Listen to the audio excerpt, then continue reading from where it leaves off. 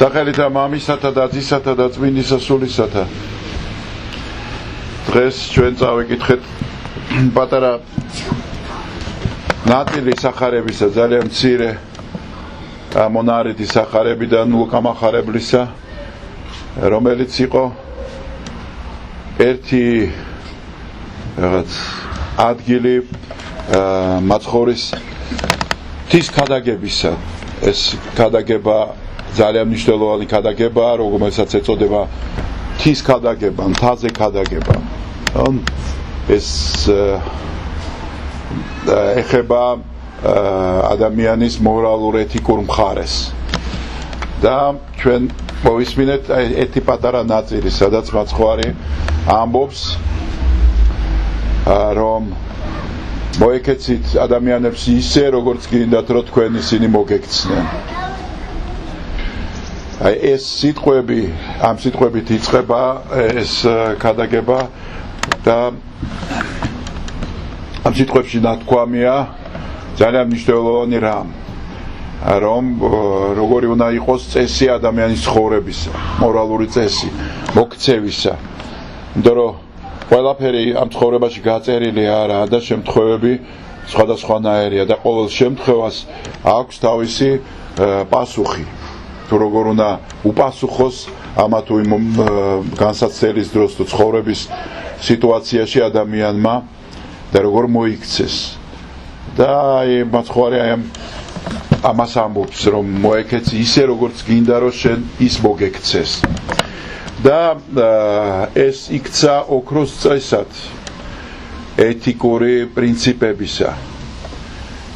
თუმცა ეს ოქროს წესი მანამდეც არსებობდა, ქრისტემდე არსებობდა, ანტიკურ ფილოსოფიაშიც არის მსგავსი, ინდუიზმში, ასევე იუდაიზმში, ან ძველ აღთქმაში. მაგრამ ყველგან სადაც ეს წესია, იქ არის უარყოფითი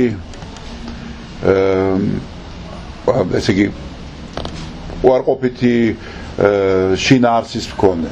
ანუ არა პოზიტივი, არამედ პირიქით ნეგატივი, რომ არ გააკეთო ცივი, არ გაუკეთო, აი წიგნი ტოფითაში ესეთი რამ არის ძველ აღთქმაში, რომ არ გაუკეთო სხვას ის, რაც საძაგელია შენთვის.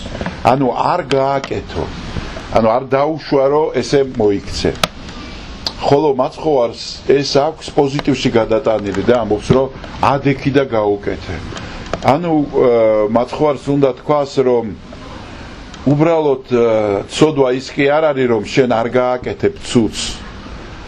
არამედ ცოდვა ისიცაა, რომ არ გააკეთებ კარგს. ეს ძალიან მნიშვნელოვანი შეგონებაა, რომელიც გამოარჩევს მას ყველა მანამდელი ქადაგებლებისგან. ანუ ის, რომ შენ უნდა იმოქმედო, ეს არის მაცხოვრის უპირველესი, ესე იგი დავალება კაცობრიობისადმი. რომ შენ აკეთებ სიკეთეს.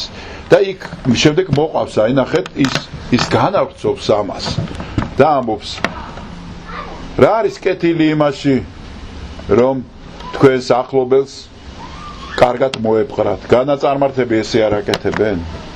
რა არის საკვირველი იმაში, რომ ასესხოთ იმას, ვისგანაც ელით რომ მოგიტანთ უკან. რა არის სიკეთე იმაში, რომ თქვენს მოყვარეს მოყორულად მოექცეთ, თქვენს ნათესავს კეთილად მოექცეთ. ამას წარმართებით აკეთებ. ხო რომ თქვენ თესავდით იქ, სადაც არ ელოდებით. თქვენ სიკეთეს აკეთებდით იქ, საიდანაც ვერ მიიღებთ საპასუხოდ სიკეთეს. არამედ პირიქით შეიძლება ბოროტებაც მიიღოთ. და ხშირ შემთხვევაში ესია, რომ ნამდვილი სიკეთე ეკეთდება იქ, სადაც შენ იღებ ბოროტებას, შენ იღებ დარტყმას, შენ იღებ უკან არაფრის ნაცვლად პირიქით შეურაცხყოფას.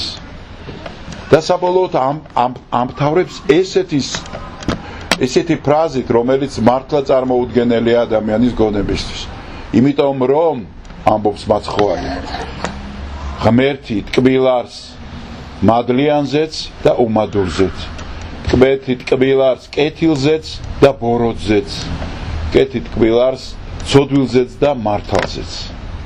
ანუ ღმერთი როგორც ყოველად მოწყალე მოქმედების ფორმა ღმერთს ადამიანთან აქვს მხოლოდ და მხოლოდ წყალობით სხვანაირი ფორმა მას არ გააჩნია როგორც კი ვიგებთ ჩვენ და ხანდახან სამწუხაროდ სასულიერო პირებითაც რომ აი ღმერთის ჯის ამ ცოდვების გამო ერთს მეორეს მესამეს სხვის ცოდვის გამო სხვას ჯის სრულიად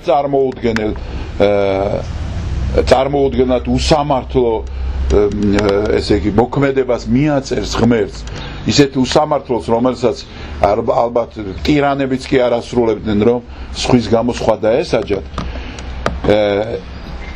ამ შემთხვევაში აი ქრისტეს ამ სიტყვებიდან გამომდინარე სრულიად თავდაყირა და ესე იგი სიშლეგეთ წარმოაჩენს ადამიანებს ესეთ ასახვას ღმერთის მიმართ ესეთ დანახვას ღმრთისას როგორ შეიძლება რომ ესეთი ყოველად მოწყალე ღმერთი რომელიც ამბობს რომ მე ვაწვი მართალსაც და ბოროტსაც მე მზეს უნათებ მართალსაც და ბოროტსაც და შენ რატო სწუხარ რომ ჩემი სიკეთე ყოველად მოწყალეა ყოვლის მომცვლელია და ყოვლის შემწყნარებელია ჩვენ რატო წუხვართ ამაზე პირიქით ხო უნდა გავიხაროთ ჩვენ ხო უნდა გავიხაროთ ჩვენ თუ მართლები ვართ ღვთის წინაშე უნდა გავიხაროთ იმიტომ რომ მტყვანიც ხარობს თურმე და ჩვენ თუ მტყვანები ვართ და თან მართლა მტყვანები ვართ მაშინ მით უმეტეს ჩვენზეც წყალობა მოდის ხო მაგრამ ადამიანის გონება ესე ბოროტად არის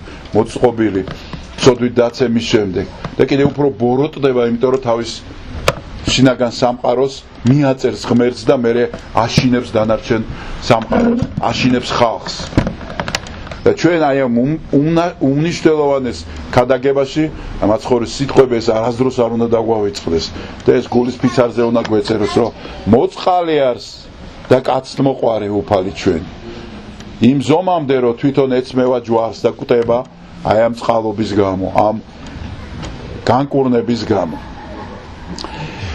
ეს ოქროს წესი არის სათნოებების სათავე და ამ სათნოებებით უნდა იცხოვროს ადამიანმა ისააკ ასური ესეთ რამეს ამბობს რომ ლოცვა მარტო ის არ არის რომ დადგე და ამოიკითხო ლოცვის ციკლში დაწერილი ტექსტი არამედ ნამდვილი ლოცვა არის ის როცა შენ გაიგებ რა ძალიან დიდ ღრმა შინაარსის სახარებისეულ სიბრძნეს გაითავისებ და მერე დაიწყებ ამის პრაქტიკულ საქმეში გადატანას როცა შენ ამით ამოქმედდები და ეს შენში გახდება მამოძრავებელი ძალა აი ნამდვილი ლოცვა სწორედ აი ეს დაბუდებული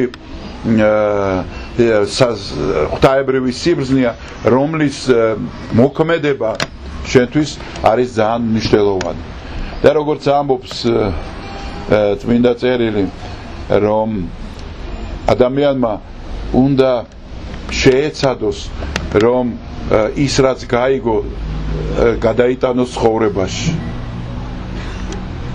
ესეთი ცნობილი ფსიქოლოგი ამბობს იუნგი რომ ადამიანი ის კი არ არის რას ფიქრობს არამედ არის ის რასაც აკეთებს როგორც მოქმედებს თუმცა ადამიანი მართლა არის ის რასაც მოქმედებს მაგრამ ფიქრი აუცილებელია არა იმიტომ რომ ფიქრებში